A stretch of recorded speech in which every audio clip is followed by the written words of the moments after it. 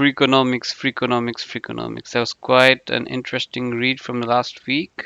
We are back again here, Anup and me, myself, and we had quite a variety of read last week. We read the book Freakonomics, introducing nonfiction into our weekly goals, and it was quite a unique read. Anup, how did you find the book? It was really nice, and it was something different, right? So it was not fiction anymore. So a lot of um, real stuff, let's say, happened, right?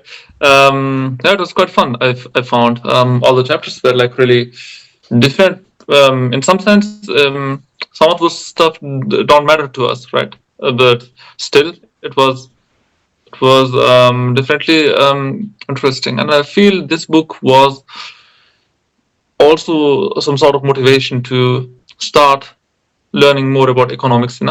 Hmm. How did you find it? Yeah, I mean, there was a thought that came to my mind. A single human is a mystery.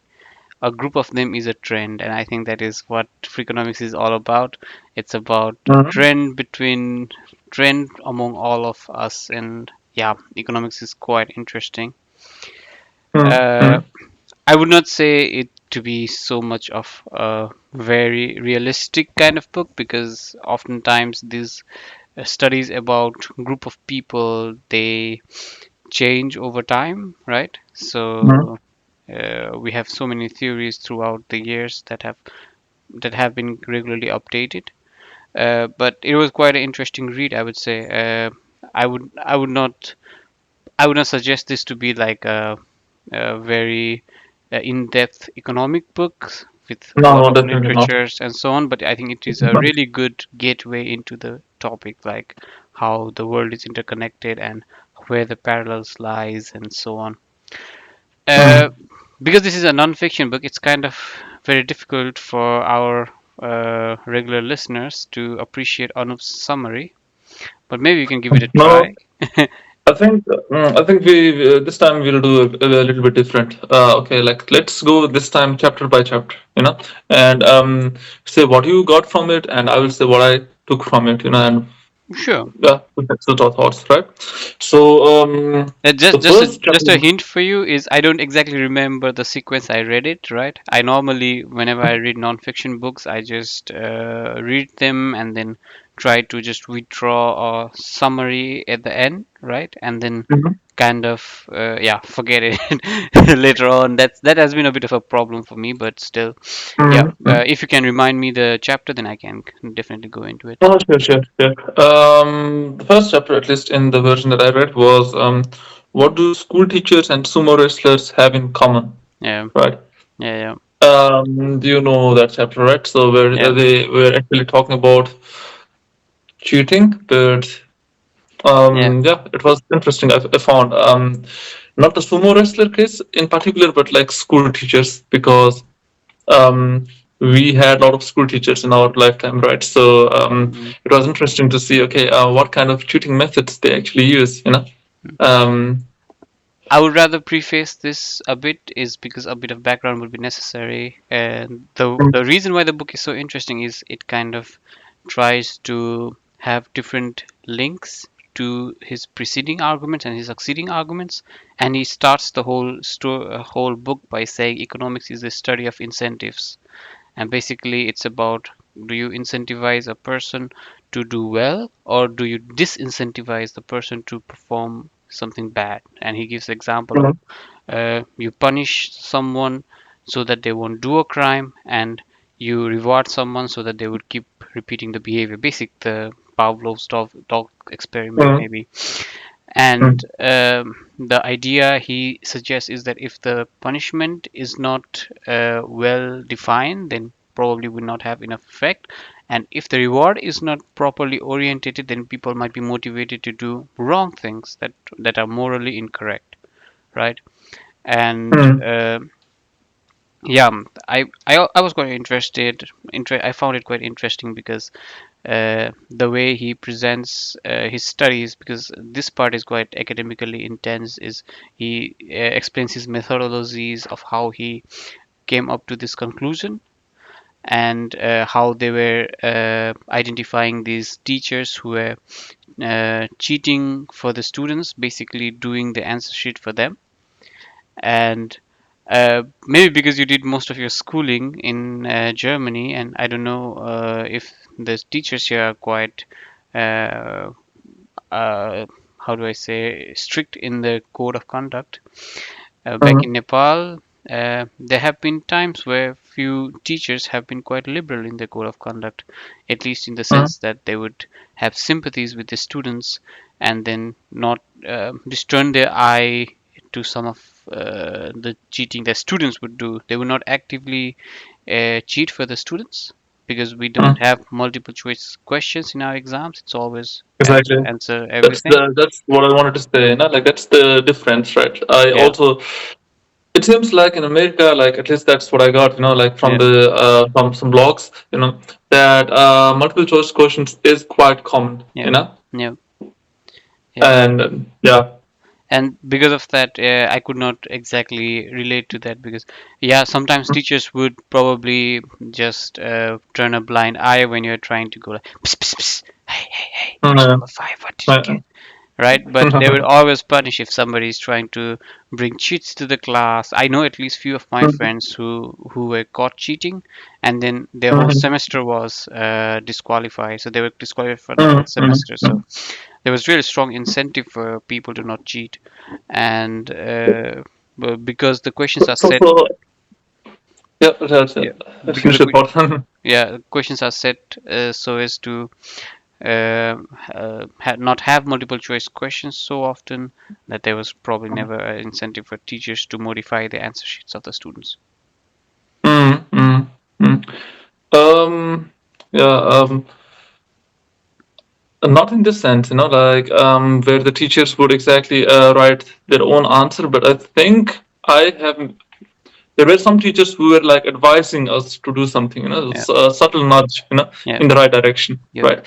There was also one thing which was like preparing students for the exam, yeah, right? So um, it's not the same thing what they do here, but they know what kind of questions yeah, come, right? yeah, yeah, So they try to prepare you on those kind of questions, right? So yeah, it's not teaching per se because the question they repeat every year, right? And they yeah, are yeah, in the same structure, right? yeah. So but those kind of stuff actually happened to me Yeah, too, I guess. yeah, I mean that's true as well, but I think it is a bit how do I say, at least from the point of view of the economist who's writing the book, he has Mm, probably ignored the human aspect of the exam. Is that these exams kind of define your future, right? There are a lot mm, of studies that have been done on students who have been who score well during their school, middle school, to when go on to do quite well in their higher studies as well. And oftentimes there is a phenomena where people who are told how they are will in a way manifest and turn out to be how they were expected to be. So if a student is an average student and you tell them that, oh, you are a smart guy, then there's a likelihood that he will manifest because he would think like a smart guy and try to behave like a smart guy and end up being a smart mm, guy, studious guy.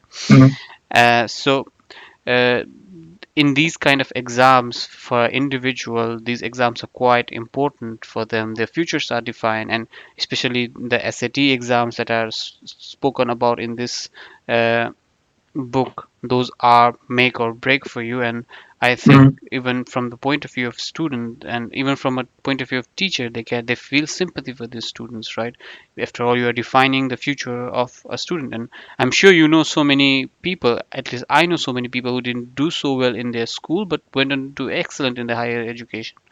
They mm, were mm, the thing was, when you were in school, you have to study like 10 different subjects on 10 different topics, and then some people are just not suited for that, and they feel more comfortable doing more work with problems and then trying to solve them, or in more mm, specialized topics and not necessarily in all the topics that you have to do in school. And think about mm, it, back in high school you have to study social studies, you have to study science, you have to study languages, even in some countries you have to study like theology and stuff like that. So it's not for everybody, and I feel a lot of sympathies for the mm, mm, teachers. mm. uh, yeah, but from my point of view, Totally. I think Tell the me, tell me, uh, tell me. that from my point of view, the summary of this chapter was basically that uh, the there is an incentive for teachers to cheat because they are rewarded based on the fact of how well their students perform, and at the end of the day how the students perform are not necessarily always in their control. Mm, mm. Yeah, I agree with you with a lot of points what you said. Two or three takes. Okay, like first one was you're saying the if you tell an average child that you are smart, that Mm. it will help him score better, or that it will help him manifest that Yeah. correct, right?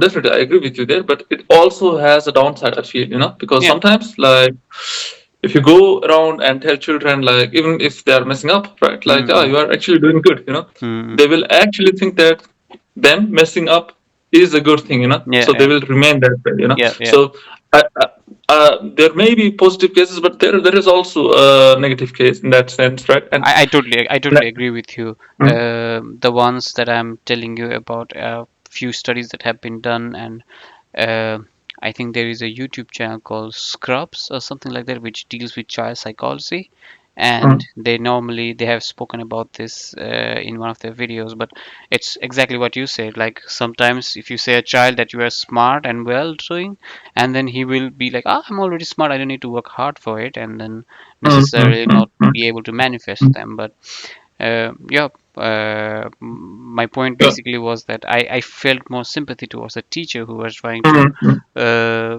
cheat for the students because they kind of feel that mm, their future is the students' future is in their hand as well. mm. I get it. I think like being totally strict doesn't help, but Yeah, being also like totally, loose also won't help. I think it's about the degree, yeah, right? So yeah, yeah, mm. Another thing that you said was about theology yeah. subject, right? And Mm, the funny part is like I had an experience in Germany mm, which goes into that direction, right? So here in Germany, in my 12th class, mm, I had the choice, right? Like here, there are like class, there is like class 1 to class 13 if mm, you do Abitur, right? mm, And I had to choose in after the 11th class which subject I'd take mm, religion, like mm, evangelical religion, Catholic religion, or ethics, mm, right?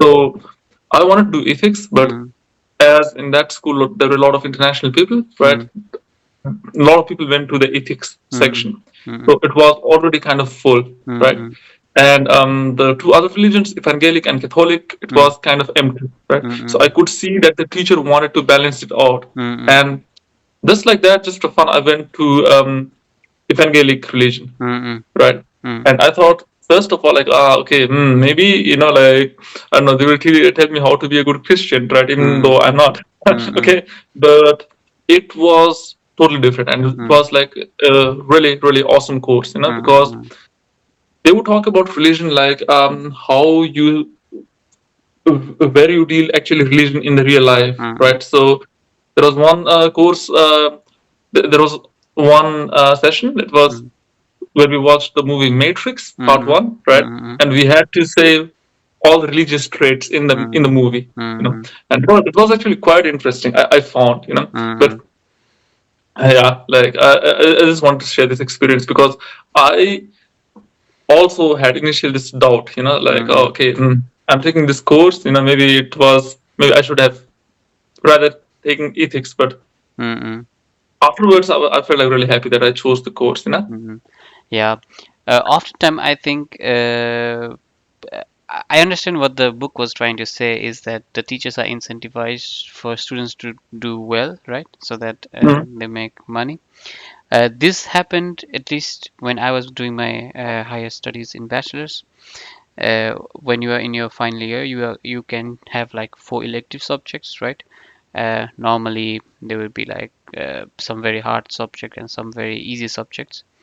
The interesting thing was uh, there would be some difficult subjects where you could score really well, but you would not necessarily pass them. So if you study well, then you will score very well in them, and if you don't study at all, then you will fail very easily.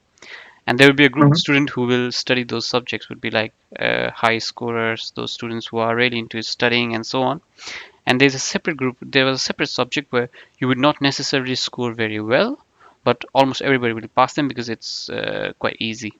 And there will be another group of students who would be studying those subjects, and everything else would have classes that are empty.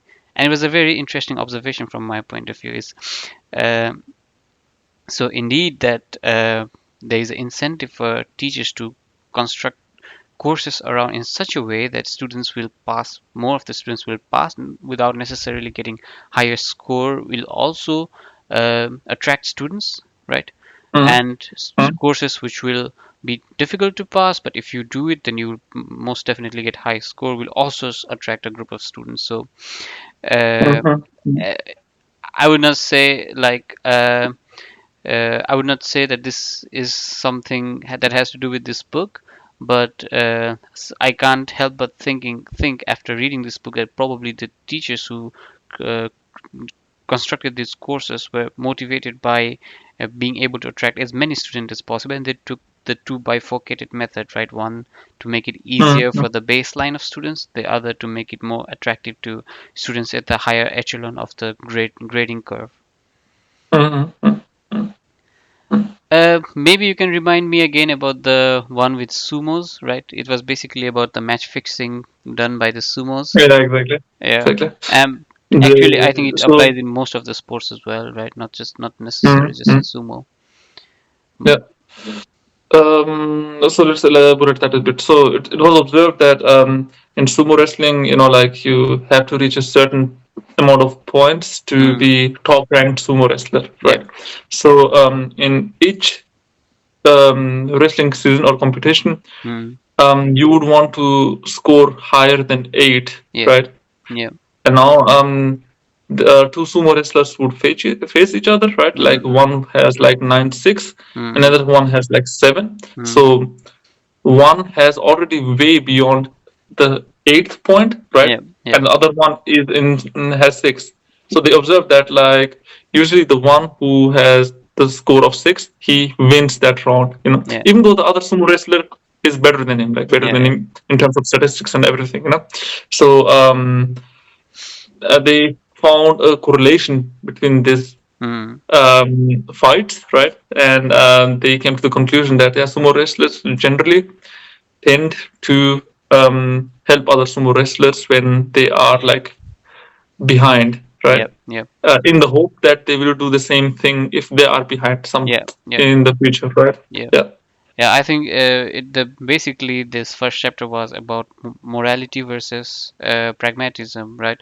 Mm, The sumo wrestlers are willing to collude with one another in the hopes that mm, no one is left behind, and it's exactly the same with the teacher. The teacher is willing to cross his morality threshold so that he can help weaker students. There is some incentive for him, but I know few teachers who have just gone out of their way to help us because they were just sympathetic to us, right? It's a bit mm, of a mm, goodwill mm, as well. Think about it. mm, You are really struggling in your exams, you would probably barely pass it, and then there's a teacher who comes and helps you in some way, and then mm, you are grateful to them, you recognize them, and mm, you're kind of grateful to them. And I know, I mean, I have often been a quite a good student, but I have oftentimes required help, and whenever somebody mm, has provided me with help during preparations and during lectures as well, I've always been very grateful about it. And yeah, I can think about it that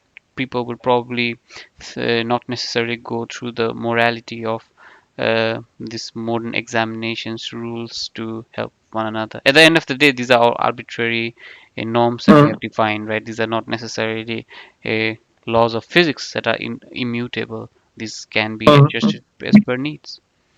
Yeah, Yeah. yeah. So, what was the second chapter I, about? I don't. exactly. I think we should go on. The because we have like up to chapter 6, right? Chapter 2 was about like the title reads as following. It is, how is the Ku Klux Klan like a group of real estate Yeah, agents, yeah, right? Um, Here, like the funny part is, I was like, it was like really interesting. mm, The Ku Klux Klan story and mm, the real estate agent story, you know. But I mm, found here the connection to be rather weak, right? yeah, yeah. So it was just like, okay, maybe we can give a brief summary. Come, like now it's your turn, Siraj, because Uh, I did the last one. yeah, I mean, I can say I'm not going to lie to you. In a lot of places, I found the book was kind of overreaching, right? Trying to Mm, grasp at mm, straws, trying to make a mm, point, like trying to force a point rather than just make a point, right?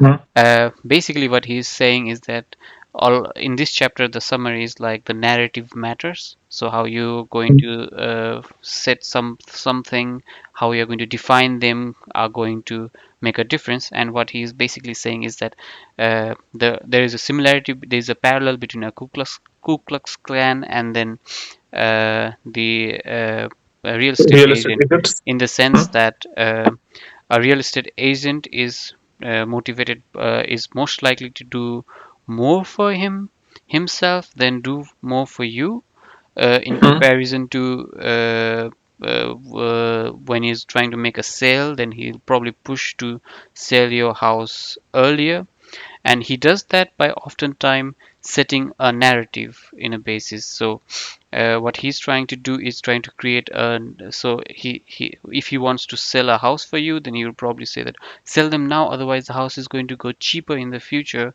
or will not be mm, as valuable as it is today. And if he's trying to make you buy a house, and he'll probably say, oh, this is the lowest the house cost is right now, if you don't buy now, then it's going to get very more expensive in the future.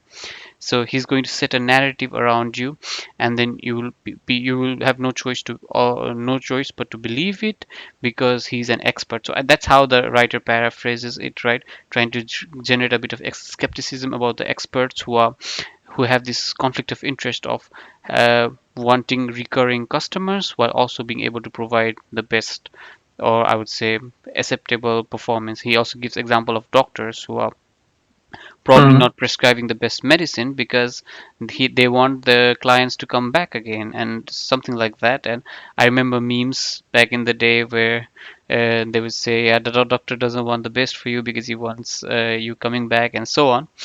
Where mm, and mm, in similarly in Ku Klux Klan case as well, he shows that the reason why Ku Klux Klan was very attractive to people was because they could walk around this narrative of they are a group of people working together, and then and they are gathering and they are doing these rituals, being a part of fraternity and a mm. brotherhood, a sense of brotherhood, and so on. And the reason why Ku Klux Klan was kind of, I wouldn't say disbanded, but brought to Less popular. disrepute brought to Yeah. disrepute was by associating it with childhood games in childhood stories, making them Mm, mm, the enemy of the Superman. And this was a part of in USA at least, I think, a part of I don't know, the freedom, the black liberation movement or something like that. So mm, mm. uh, It it was I think about their informations were exposed, right? yeah, Like there exactly. were like some people like who just like would send all the information. So they were in the clan itself, it seems, and they would like send Yeah, all the information, like how they greet to each other, yeah, what yeah, kind of code words they have, and everything, you yeah, know. So it seems like the people before in Ku Klux Klan, they also felt somehow like they were in a secret organization, so it was more appealing to them and stuff, yeah, right? yeah, yeah, But later on, after all of these things were exposed, they were more or less likely yeah, thinking like, okay, yeah, maybe I don't know. yeah, Now everybody knows about it, you know, and yeah, yeah. I would summarize this as like the narrative matters mm, for whatever you're trying to do. And one point he makes, and I actually agree with that point, is that uh, especially in the past, people there is like a cost of gateway into certain fields. For example, if you want to be an expert, then you have to go through this ordeal, and oftentimes because experts have to study for so many years and probably have to work in the field for so many years, they feel this entitlement. And with the mm, onset of internet, because informations are readily available everywhere, people are no mm, longer uh, adhering to the expert opinion so often, and oftentimes people associate this with a conflict of interest for the expert, like previously mentioned. And I yeah, I understand this, but I think this is kind of misleading. At least this is adding fuel to the current, how do I say, epidemic of distrust towards experts, right? mm, For mm, example, the topics about global warming or even vaccinations and so on, that people are much more mm, skeptic about it, and then this is really hurting the community, at least in.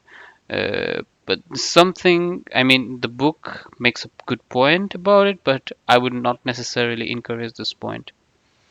mm, mm, mm. But you know, Yeah. this is about a freakonomics, so it's about a Mm. freaky event, and this is one of those freaky events.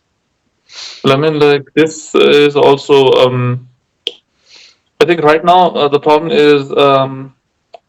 So initially during this time, there were only less media, right? So Yeah, they could like just they would more or less like represent the same kind of opinion, right? yeah, yeah, So nowadays, there are a lot of sources, yeah, so people can write or express um, anything, like more variety of people can express that, So I think these comes also with disadvantages, So there are people mm, like polarizing against vaccination, like I said yeah, before, yeah, polarizing against immigrants, like I said before, right? So yeah, yeah, I think like this is actually like splitting the society, yeah, So in this case, it was I think like more or less a good thing, right? Because Ku Klux Klan, they were also like yeah, racist. They were also like persecuting black people and stuff. yeah, And after they got exposed, the popularity kind of declined, yeah, right? yeah, But nowadays we see like what can happen if media's and everything, like yeah. actually is pronouncing certain stuff much more than other stuff, right? Uh, And it's also the book that you will recommend today, right? So, Yeah, that's why I was going to go. It's a bit of mm, a spoiler alert to everyone, but we will cover mm, this hopefully in the next week when we are going to read Manufacturing Consent by Noam Chomsky, which deals basically about how large mm, media firms and government try to uh, manufacture consent from your side and so on. So, but let's not go mm, deep into it, but it's a yeah, sneak peek about yeah, this the same topic. But exactly. this Let's was now indeed also go to. this was indeed Mm, quite an interesting chapter. I mean, uh, most of the ideas were not necessarily new, I would say, mm, but the mm. presentation is quite effective, and I like that aspect of this book. Yeah, I agree with you. Let's slowly move to the next chapter, chapter Mm-mm, 3. mm-mm, It's called "Why Do Drug Dealers Still Live with Their Moms?" Right? yeah. How did you like this chapter? Yeah, I mean, I understood the aspect of this chapter. For example, I think this chapter goes kind of a bit to our previous chapter about sumos, and Mm, how there was a bit of a hint given during the chapter about how there are few people who are overachievers, and then there are most of the people would be towards the bottom of the hierarchy in a sense. mm, mm, There's this distribution called Pareto distribution, where few people will have more of the things and most people will have a little bit of things. Kind of, for example, in wealth, it's said that 50% of wealth is controlled by 2% of people, and the remaining 20% is controlled by the other 90% of people. So something like mm, mm, that, as while most people are suffering with their day-to-day life, barely managing to live, barely managing to eat, and there would be a group of people who would be thriving in it. And he gives the example of drug dealers, and he makes mm, the mm, point that while there are few drug dealers that are doing quite well, making a lot of money, Pablo Escobar, mm, mm, but there are even more people under them who don't exactly make as much. And The mm, mm, most mm, interesting aspect for me from this chapter was the part where I think there's this drug dealer who asks him like, why do you pay so little to your foot soldiers, the people who actually sell mm, the drugs? And he said you have to dominate them. If you pay them enough, then they will probably feel empowered and then would want to fight back against the mm, oppression. At the end of the mm, day, he's oppressing the people who are selling the drugs on the streets, right? So that part mm, was really interesting. Is that trying to make people on as little as possible is one of the methods of oppressing them, and that was something I found quite interesting. mm. I found a lot of things interesting actually. There was this researcher Venkatesh, right, like who Yeah, went to the ghetto, and yeah, who hanged with these people like for 5 6 years. mm, So that was also quite interesting. I found, especially how it all starts, right? Like he yeah, goes to a wrong block, and first they actually keep him captive. yeah, Later on he kind of thinks like, no, actually, like I should go back because that's actually something that people haven't researched about, right? mm, And the way they describe their life, and also the boss, like TJ or something, I don't know. yeah, He was also studying, like he was also a former grad student, right? Who mm, was studying accounting and stuff, and yeah, who didn't see sense and who would make less money mm, than he is making right now. Even yeah, though it is illegal, of course. yeah, All this stuff were quite new to me, yeah. right? So for me, it was True. a really interesting chapter. Mm, Yeah, I like the parallel he made with sports as well. For example, like mm, Messi, Ronaldo will make billions of dollars, but yeah, there will be like players in La Liga second division, Bundesliga second division who are not making like 1,000 euros mm, per month and they are really struggling with their life. I at least yeah, knew few guys who were starting their professional career and they were probably playing in second division or something, and they had to mm, share a room together and then so I would ask them oftentimes, why are you doing this? And then they would say, yeah, probably we'll make into the first division and we'll have enough money to retire early. And that's probably an mm, attractive feature for most people. yeah, And that is exactly highlighted here, and you can't fault them for thinking that way. definitely. Yeah. Oftentimes when I read something like this, I try to go back to my what my grandmother used to say. My grandmother always used to say is that you have to just consistently work on what you want to do. You have to Mm, consistently work on things. So in Bhagavad Gita, there's a saying, "Do your work, don't expect for your fruits." And then that's probably what the mm, message of this whole chapter was: is that most people are definitely. motivated by doing your work Mm, mm. while expecting big fruit. But if you don't have high expectations, then you probably work quite well. Definitely.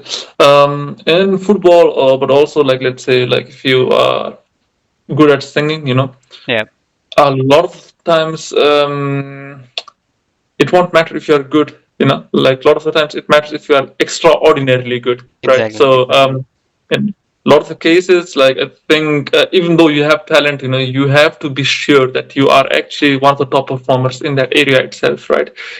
I would not. Um, I actually don't agree with that sentiment. I oftentimes think that uh, it's excellence with luck. It's not necessary. You don't necessarily need to be a top performer because mm, mm, there are so many artists that don't just burst out, right? mm, mm, And there are quite a few artists who probably don't have put as much effort as the rewards they are reaping. So I would say it's a bit of luck with a little bit of uh, talent, right?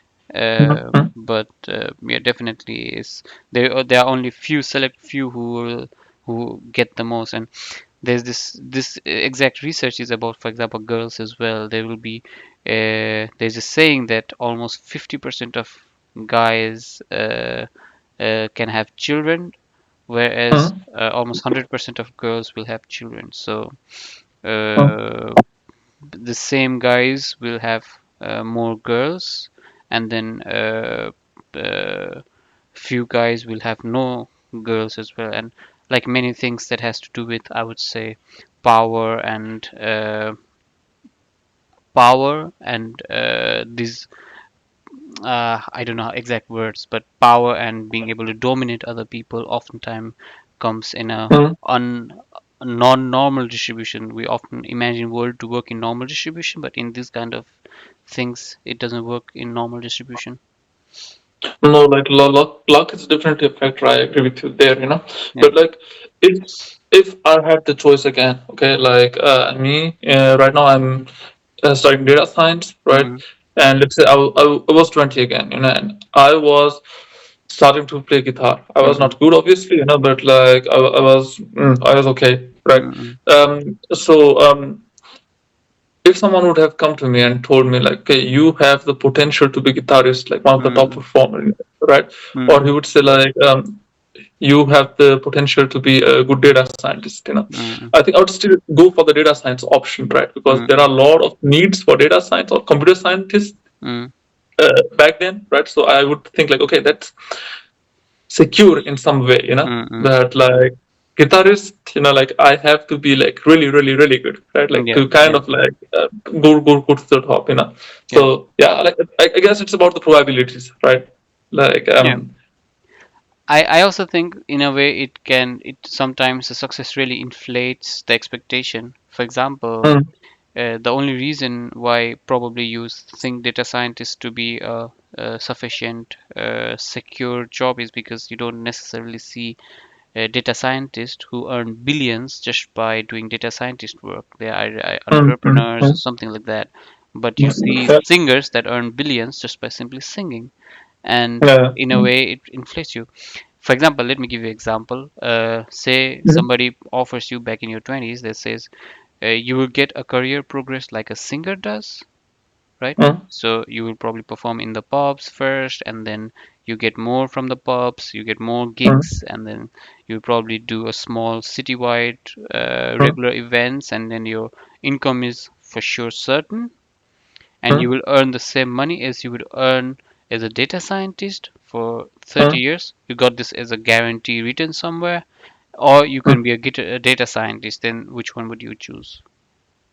If there's a guarantee, then maybe like the first one, right? Because it is something that I want to do. Like even data science or computer science is something that I'd like to do, right? Mm-mm, It interests me, but I mm-mm. think the first one interests me even more. But I think there's also a problem there, because as you know, like there's a saying, the grass is greener on the other side, right? So Exactly, exactly. if you start doing something like which is your hobby, like Mm-mm. professionally, I think then it is not your hobby anymore, right? Like Yep, it's your profession, right? So you have yep, to deal with it all the day. yep. There was this one saying, like which was really fun in a book of George Orwell, I think, Mm-mm, where he would say like, okay, you have a gardener, right? Like mm-mm, who plays piano in his free time, and you have mm. a pianist who does gardening in his free time, Yeah, right? exactly. So Yeah, that was quite yeah, a nice analogy I find. yeah. I also think what you said is spot on. I mean, I can't add anything to that. Mm. Yeah. But in Okay, essence, then. to stay with the book, is that the summary of this was basically about the Pareto distribution of success for different people and what drives people who are not necessarily success in the moment because they hope Mm, that mm. something big will happen to them in the future. Let's now go to chapter 4. Okay. Um, then we have like two more chapters, but the last two chapters are quite kind of similar, right? So we can take it as one, I think. Mm-mm. Um, so chapter 4, it says like, where have all the criminals gone? Yeah. How would you define it? Yeah. Uh, I would say the take is really interesting. I never. Mm, This was something completely new for me. So all the other mm, aspects previously, I have heard about them somewhere. I have watched some videos about them, or some of them are quite intuitive to me. But this mm, one, where he argues that because people had more abortions, mm, there were less criminals, and I think it makes complete sense, and I think that's quite fair. Most of the research that I'm aware about this is that it's the material condition of the person who turns them into criminals. So nobody's exactly mm, born as a criminal, right? It's mm, how you mm, grow up, and even the study suggests that it's the economic disparity between the two people that drives one to be a criminal. So if you are broke and I am broke, and mm, everybody is broke, then it's probably less likely for somebody to be a criminal. And if mm, you are rich, I am rich, and everybody is rich, then most likely people won't be a criminal. But if you are rich and I am poor, then there is a likelihood mm, that I might turn into a criminal, because this the mm, unfairness of the material condition that's mm, motivating me to be a criminal in a sense. And mm, mm, oftentimes, and I think this is quite prevalent because the book is premised around US. I think this oftentimes this is quite prevalent in US because it's a hyper-capitalistic society where mm, they really try to make this unequalness between people profound, in the sense to reward people who do well and try to admonish mm, people who don't do as well.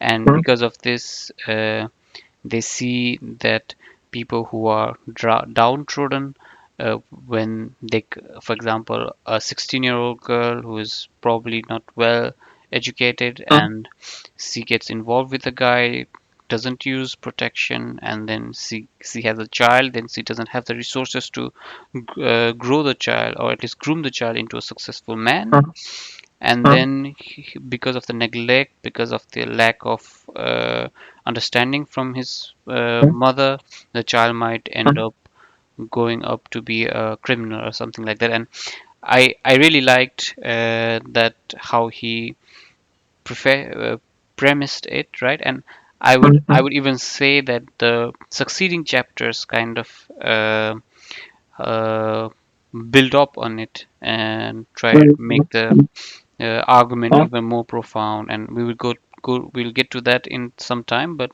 the idea that it was the abortion mm, which caused a reduction of crimes in the 90s, is it makes sense. And he also gives like why what other reasons might be the case, and why these parameters don't suit for the case, mm, right?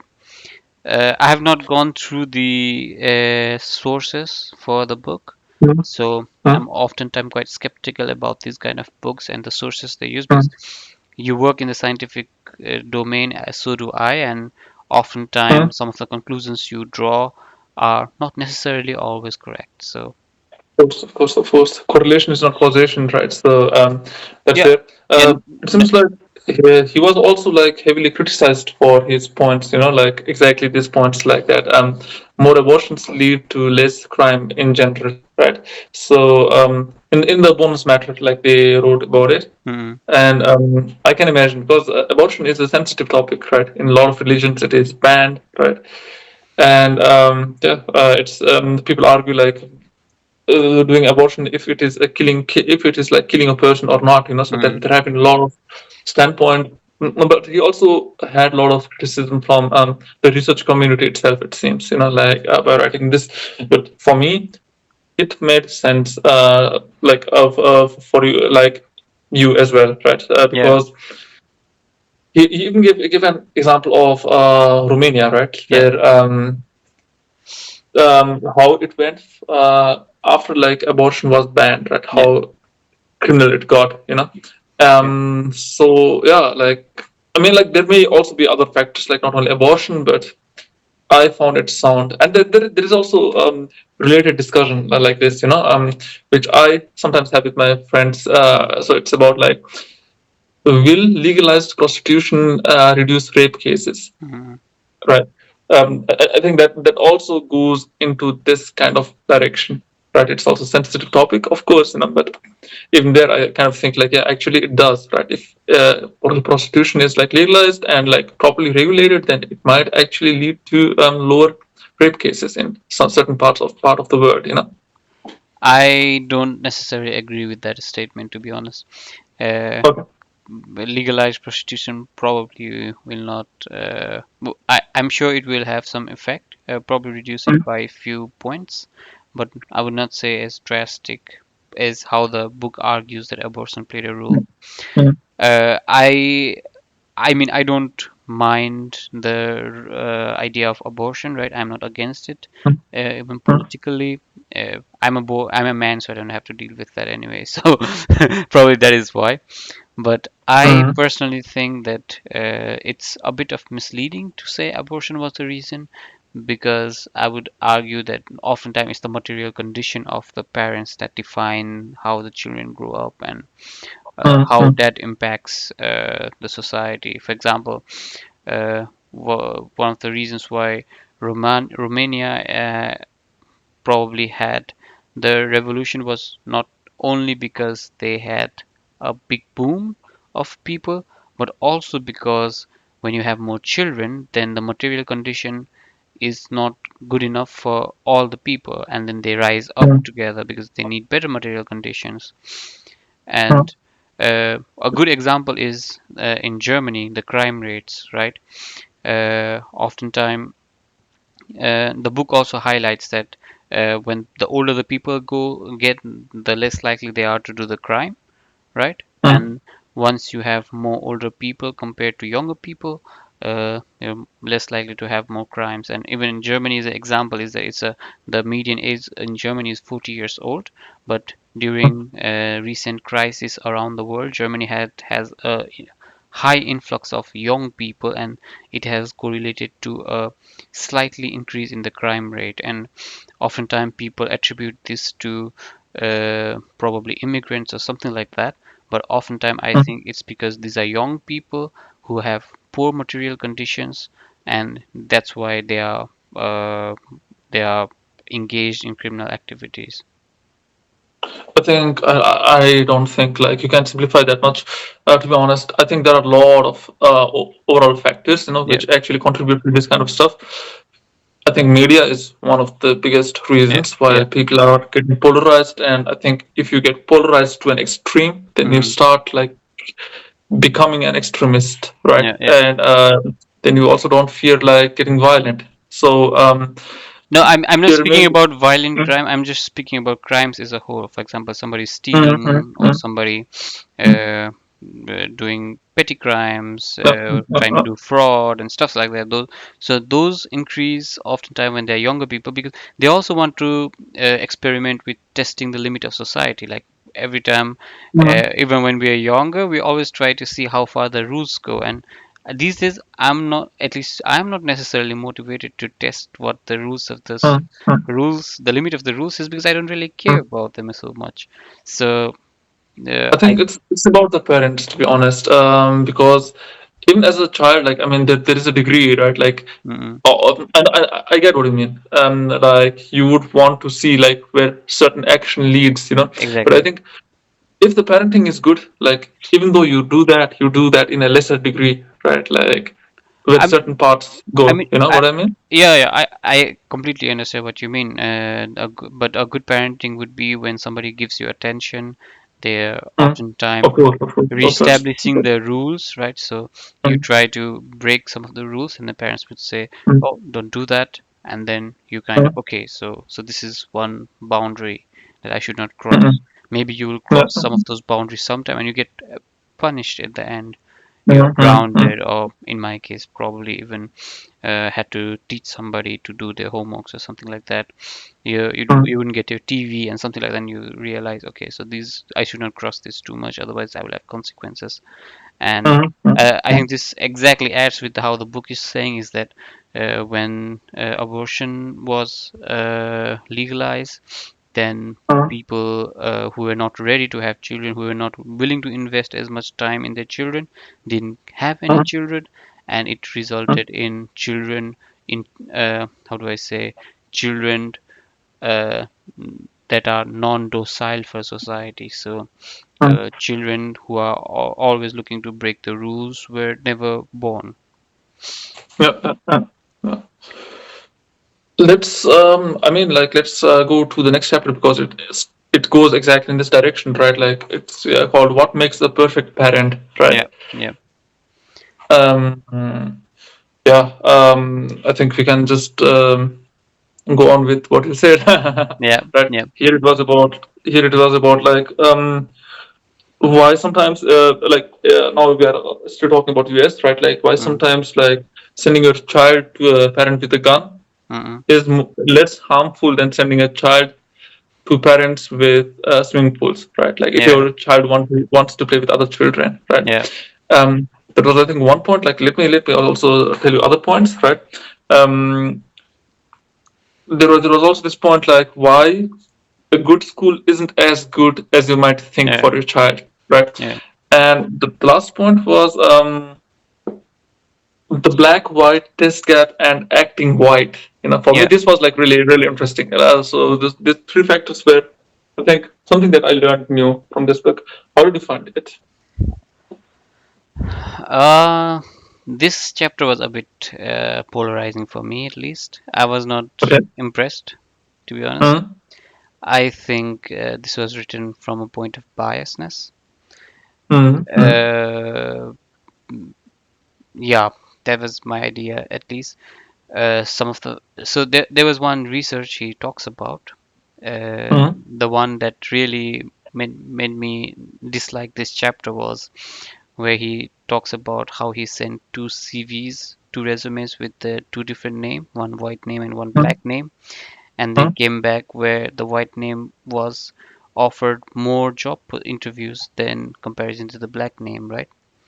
mm, mm, And I think that all that experiment is a quite good experiment. You have identical CVs. The only differentiating parameter is the name, and then mm, uh, there is a conclusive result from it. And the writer dismisses that uh, experiment as insufficient. But from my mm, point of view, I think that's a very sufficient. That's a very good controlled study that you are doing, right? mm, mm, mm, So mm, when the writer dismissed that and went on to other arguments, right? mm. I was not satisfied. Uh, there Okay. are there are there are prejudices that are driven Mm, by historical injustices, right? And mm, then mm, people still hold to their prejudice. I mean, I myself am aware about this mm, prejudice, and I have seen them foster in me, and I actively try to suppress them, but I am not able to do it all the time. But we have to acknowledge that there are mm, some community-based prejudices that are in all the people, and yeah, those are not always uh, and those influence the biases. Like my in my case as well, I have experienced that. Like somebody has done that to me, and I have done that to somebody else. So that's how community rises. But other mm, than that, I liked other aspects of the book. For example, how he highlights that genes play a more important role. The nature is more quite as important as nurture for growth of the mm, child. Yeah, mm, I I think that's quite good. I don't agree as much as he says. I would probably say it's more 35, 65, 35 nature, 65 nurture. But mm, I don't say it based on any numbers, and he probably has better numbers. So I mm, refrain from that. It's just my opinion. So I'm most likely wrong, but that's how I like to see, because it helps me feel that I have more stuffs in my control when I think that 65% is me, and I don't have to always rely on my genes to have something happen to me or get something done. mm, Uh, Other than that, some of the examples that he gives were quite impressive. There's, the one that I really liked was uh, having books at your home correlates with students doing well in their school, even though they don't read the books at the home. mm, And mm, you know, so many part of those chapters were exactly how my parents used to behave in my home, right? mm, And I turned out quite well in my studies, and I have always been an above average student. And when I read the book, I felt that there is probably some answer in old age wisdom. You know what mm, grandparents, great grandparents say, like these are mm, old age wisdom, and there's probably some merit to that. mm. The okay, like now, the naming chapter was, I think, like the last chapter. Uh, So but it's like perfect parenting too, right? So it actually follows this chapter. But yeah, with the naming chapter, I agree with you. That was for me also not that. So for me, it was like the least interesting, especially like the last part where like where it starts listing the names. Like yeah, there I was dozing off. But Yeah. yeah, this part too, like it actually kind of um, makes it small. Like the two applicants experiment that I also Mm-hmm. didn't find good, because for me this kind of proves some problems in the society. This is one perfect uh, experiment to test how the society is actually thinking. Yeah. Um, with the other part, so um,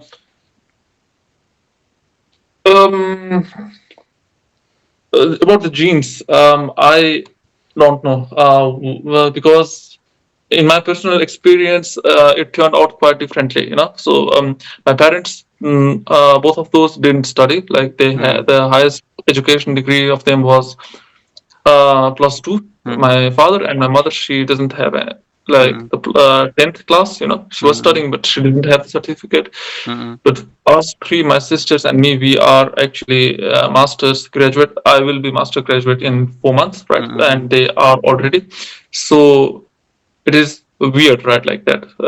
From someone uneducated, three of the children are like kind of have academic degree, and Yeah, I think the so, topic was the book because it deals economics is not exactly anecdotal cases but statistical examples for most of the cases. mm, So probably you might fall under the outlier case, right? mm, But I mm. think one good measure might be how easy was school for you. Like, did you consistently score good grades during your school, No, or no, no, you no, no, struggled with no, it, I right? didn't. I And struggled a lot.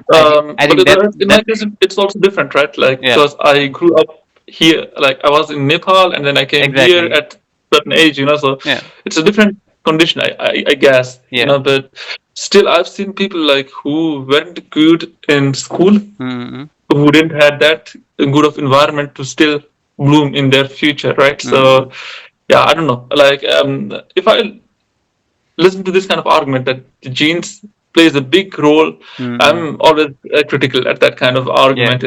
So I don't know. Yeah, sorry. In a way, I felt the book was kind of making a case for eugenics. I'm not going to lie, Mhm, and I'm not mhm, a big fan of that. At least I oftentimes believe that small incremental development works for everyone, right?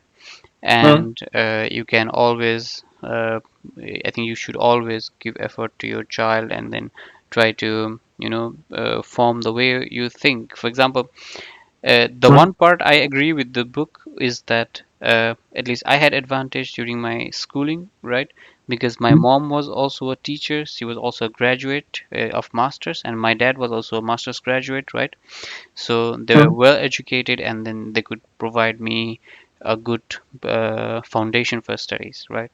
But I mhm, don't think I benefited with genes as much because uh, what really helped me was how my parents formed the way of my thinking. I was not thinking like my peers because I was thinking in a different way, in a way how a teacher would think. So all the problems that I would look at were not necessarily a challenge for me, but an interesting puzzle for me. And oftentimes, when you are groomed to think of problems as puzzles, as games, then you're oftentimes motivated to work on them and stuffs like that, right?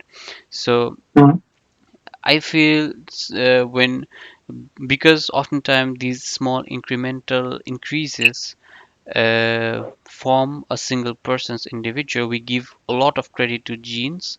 And at mhm, the end of the day, research has shown that every person share almost 99% of the gene. So, I don't think that 1% of the gene will have mhm. such a high impact on Yeah, people. definitely. Yeah.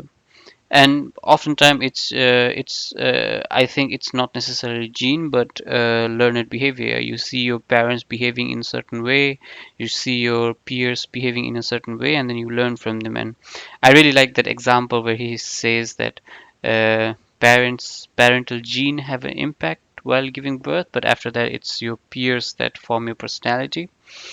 I Mhm, don't agree with that as much. I think parents mhm, form as important bond, mhm, and it's your peers as well who form how you turn out to be. Yeah, I mean, at least the writer gives his sources, his researches, right? But like I said to you, I also have worked a bit on doing research, and oftentimes some of the conclusions. The thing about science is it's always changing. The consensus is always changing, and that's the good thing about science is more facts come are lighted, and then you come to a different conclusion every time. Mm-hmm. Mm-hmm. Yeah, I agree with you. Yeah. At least my point of view about genes is that it affects your phenotype, is how you look, how your physical body is going to be, because those are protein driven, right? But from a Mm-hmm. behavioral point of view, other than for geniuses, so probably if one genius and the other genius has a child, then he most likely will be genius. For other people within the normal distribution, shouldn't make so much impact. Mm-hmm. Mm-hmm. Maybe sometimes during the year we should read a book called Outliers by Malcolm Gladwell. It's also a really interesting book. I have only managed to read only like few pages, but that was quite interesting. Maybe Anup, you can give you some final thoughts about the book and probably the last chapter as well.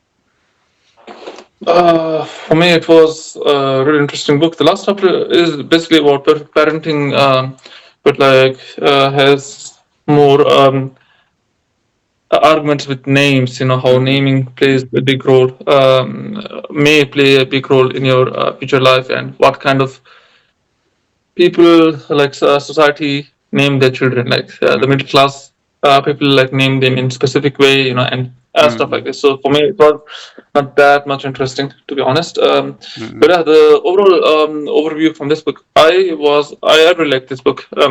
mm, Some chapters were not that interesting, but some chapters were actually, and I think it actually helped me to even it actually awoke the interest to economics even more, you know. So mm, I can imagine to read even more high level introductory book on economics after this book. mm, So yeah, it was quite nice. mm. For me as well, it was quite interesting read, right? I like the way how the writer creates the scenario, Mm-hmm. gives his example, try to make the economics more accessible to everyone. Mm-hmm. Uh, I would suggest everybody to not take the facts presented in this book on the face value. Do your own research, right? Don't listen to us and make your opinion. Do your own research. Come to your own conclusions. Oftentimes we give more credence to writers than they deserve. At the end of the day, there are people like us who are giving their opinion, right? I work in the field of technology, and even the book that I write about the thing I do every day would probably not be accurate every time. So there's always going to be mishaps and misinterpretations, and even studies they change over time. So we have to keep that in mind. I would say this is an interesting book for somebody to get into economics. I myself would probably read a few more interesting ideas in economics that were probably helpful for me. But yeah, this book was good in presentation. I would not say as good on argumentation. So some of the ideas were quite prevalent. I mean, accessible to most people, and yeah.